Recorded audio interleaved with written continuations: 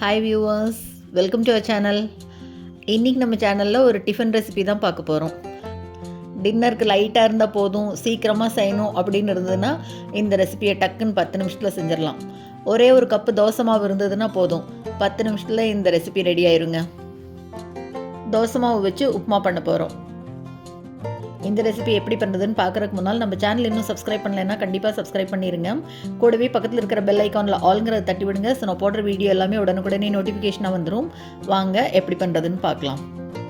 இதுக்கு முதல்ல ஒரு கடாயில் நல்லெண்ணெய் சேர்த்துக்கிறேன். எண்ணெய் கொஞ்சம் தாராளமாகவே சேர்த்துக்கலாம், அப்போ தான் நல்லாயிருக்கும். நல்லெண்ணெயில் பண்ணால் இன்னும் நல்லாயிருக்கும். எண்ணெய் காஞ்ச உடனே கடுகு சேர்த்துட்டு, கடுகு பொரிஞ்ச உடனே இப்போ இது கூட கடலைப்பருப்பு சேர்த்துக்கலாம். கூடவே உளுத்தம்பருப்பு சேர்த்துக்கலாம். பருப்பெல்லாம் இதுக்கு கொஞ்சம் தாராளமாக சேர்த்துக்கிட்டோம்னா தான் நல்லாயிருக்கும். 1/2 டீஸ்பூன் சீரகம் சேர்த்துட்டு, இப்போ இது கூட ஒரே ஒரு காஞ்ச மிளகாய் 2 கிள்ளி சேர்த்துக்கிறேன். இப்போ இதையெல்லாம் லேசாக வறுத்து விடலாம், நல்லா பொரியட்டும். பருப்பும் பொன்னிறமாக வரணும். இப்போ இது கூட பாருங்கள் 2 மோர் மிளகாய் சேர்த்துக்கிறேன். கூடவே கொஞ்சமாக பெருங்காயத்தூள். இப்போ இது கூட ஒரு கொத்து கருவேப்பிலை. இது எல்லாத்தையும் சேர்த்துட்டு கொஞ்சமாக உப்பு சேர்த்துக்கலாம். முதல்ல தோசை மாவில் உப்பு இருக்கும். இப்போ கொஞ்சமாக மட்டும் சேர்த்துட்டு எல்லாத்தையும் நல்லா வறுத்து விடலாம். பருப்பு பொன்னிறமாக வரணும். இந்த மோர் மிளகாய் தாங்க இதுக்கு ஹைலைட்டே. இதுக்கு பச்சை மிளகாய் சேர்த்துறதில்ல, காஞ்ச மிளகாயும் மோர் மிளகாயும் சேர்த்தினா போதும். இப்போ பருப்பு பொன்னிறமாக வந்த உடனே பாருங்கள், 1 கப் அளவு தோசை மாவு மிச்சம் இருந்தது. அந்த மாவை இது கூட சேர்த்துக்கலாம். மாவு அரைச்சி 2-3 நாள் கழித்து இது செஞ்சோம்னா மாவு நல்லா புளிச்சிருக்கும் போது டேஸ்ட் அருமையாக இருக்கும். மாவு எல்லாத்தையும் சேர்த்துட்டு இப்போ நல்லா கலந்து விடணும். அரிசி மாவில் வாணலி உப்புமா பண்ணுவோம் பார்த்தீங்களா, அதே மாதிரி தான் இது தோசை மாவில் உப்புமா பண்ணுறோம்.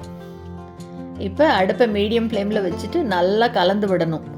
அப்படி சீக்கிரமாக திக்காயிரும் பாருங்கள். இந்த உப்புமாவையும் இரும்பு வாணலி இல்லைன்னா நான்ஸ்டிக்கில் பண்ணால் தான் நல்லா அப்படி ஒட்டாமல் வரும். நல்லா கைவிடாமல் அப்படி கிளறிட்டே இருந்தோம்னா அப்படி கெட்டியாயிட்டே வருது பாருங்க. எண்ணெயும் இழுத்துருச்சு, அப்படி நல்லா சுருண்டு வருது பாருங்க. இப்போ நல்லா கெட்டியானதுக்கப்புறமா கொஞ்சமாக அப்படி நம்மளே குத்தி குத்தி விடணும். உதிராக வரணுங்க. உப்புமா பதத்துக்கு வந்துருச்சு, ஆனால் உதிராக வரணும். அதனால் இப்படி பாருங்கள், இந்த மாதிரி நல்லா குத்தி விடணும். அப்படி மேலே மட்டும் மொறுமொறுன்னு வரும், உள்ளே சாஃப்டாக இருக்கும். அவ்வளோ அருமையாக இருக்கும் டேஸ்ட்டு. தோசை மாவு புளிச்சது கொஞ்சம் மிச்சம் இருந்ததுன்னா இந்த மாதிரி பண்ணி பாருங்கள், அருமையாக வேறு லெவலில் இருக்கும் டேஸ்ட்டு. இதுக்கு வெங்காயம் தேங்காய் எதுவுமே சேர்த்தலை, சும்மா அப்படியே வணக்கி ஈவினிங் டைம் கூட சாப்பிட்லாம். இதையே அப்படியே லைட்டாக கலர் மாறுது பாருங்கள். இன்னும் கொஞ்சம் நல்ல ப்ரௌன் கலர் வரட்டும். 2 நிமிஷம் அப்படியே விட்டு விட்டு கலந்து விடணும், அப்போ தான் மொறுமொறுன்னு வரும். ஒரு 2 நிமிஷம் அப்படியே விடலாம், இருக்கட்டும். ஒரு சைடு நல்லா மொறுமொறுன்னு வந்ததுக்கப்புறம் மறுபடியும் கலந்து விட்டுக்கலாம். மறுபடியும் இப்போ கலந்து விடலாம். கலர் அப்படி லைட்டாக மாறி வருது பாருங்க, ப்ரௌன் கலரில். இன்னும் கொஞ்சம் மொறுமொறுன்னு வர வரைக்கும் விடுறேன். நம்ம சௌரியம்தான், மெத்துன்னு இருந்தால் போதும்னா இந்த ஸ்டேஜில் ஆஃப் பண்ணிடலாம். இன்னும் கொஞ்சம் மொறுமொறுன்னு வேணும்னா இன்னும் 2 நிமிஷம் விட்டுட்டு நல்லா கலந்து விடலாம். நான் இன்னும் கொஞ்சம் மொறுமொறுன்னு வர வரைக்கும் விடுறேன். கொஞ்சம் மேலே அப்படியே மொறுமொறுன்னு உள்ளே சாஃப்டாக வர வரைக்கும் விட்டோம்னா அருமையாக இருக்குங்க. அப்படியே இதுக்கு தொட்டுக்கெல்லாம் ஒன்றுமே வேண்டாம், அதில் இருக்கிற மோர் மிளகாயே போதும், அவ்வளோ டேஸ்ட்டாக இருக்கும். இப்போ இது மேலே பொடி பொடியாக கட் பண்ண கொத்தமல்லி தழை கொஞ்சமாக தூவினா போதும். 2 சைடும் நல்லா மொறுமொறுன்னு வந்த உடனே இப்போ அடுப்பை ஆஃப் பண்ணிடலாம்.